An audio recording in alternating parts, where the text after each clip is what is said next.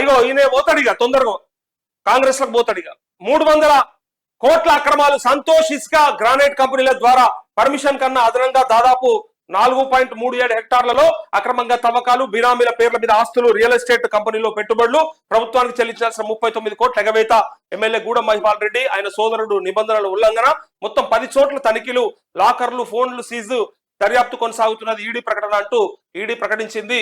మొత్తానికి 300 కోట్ల రూపాయల అక్రమాలు జరిగినాయట ఎమ్మెల్యే. ఇప్పుడు చెప్పురు ఇక బీఆర్ఎస్ ఎమ్మెల్యేల గురించి, బీఆర్ఎస్ మంత్రుల గురించి, బీఆర్ఎస్ సుప్రీం గురించి మాట్లాడుతుంటే చాలా మందికి నొప్పి అవుతుండే, చాలా మందికి బాధ అవుతుండే.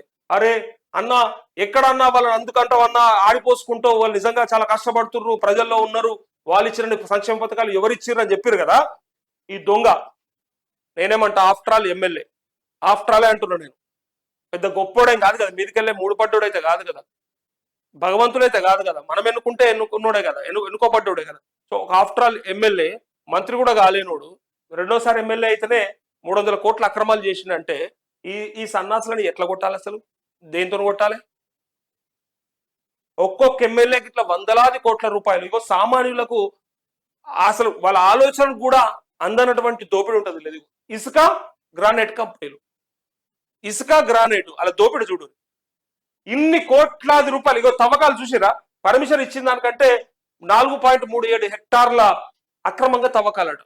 అంటే వీళ్ళకేం ఉండవు, 10,000 రూపాయలు లంచం తీసుకుంటే ఒక ప్రభుత్వ ఉద్యోగిని దొరకబట్టి ఇట్లా పింక్ కలర్లో ముంచి ఆ నోట్ల ద్వారా కూర్చోబెడతారు ఇట్లా లైన్ గా ఏసీబీ అధికారులు.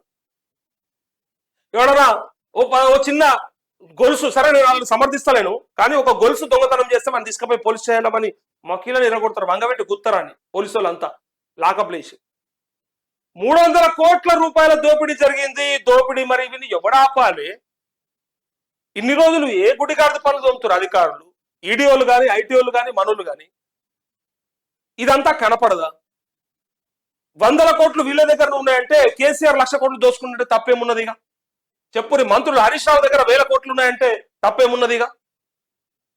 ఇది తెలిసిందే, తెలియంది కాదు, ఇంకా తెలిసిన కాడికి. ఇన్ని రోజులు తెలిసిందా? మరి ఇన్ని రోజులు మాట్లాడలేదు కదా, ఇప్పుడే కదా 300 కోట్ల అక్రమాలు జరిగింది అన్నాక ఈ వందలాది కోట్ల రూపాయలు పోగు చేసుకున్న సన్నాసులు బీఆర్ఎస్ నాయకులు. సో అందుకోసమే ఫస్ట్ నుంచి చెప్తా ఉన్నాం, వాళ్ళ దగ్గర ఆ డబ్బులన్నీ ఉన్నాయి, అందుకోసమే వీళ్ళు దేశంలో రాజకీయాలు చేస్తామని బయలుదేరు. ఇది అర్థం కావాలి. ఇక సింగరేణి తెలంగాణ భవిష్యత్తు 15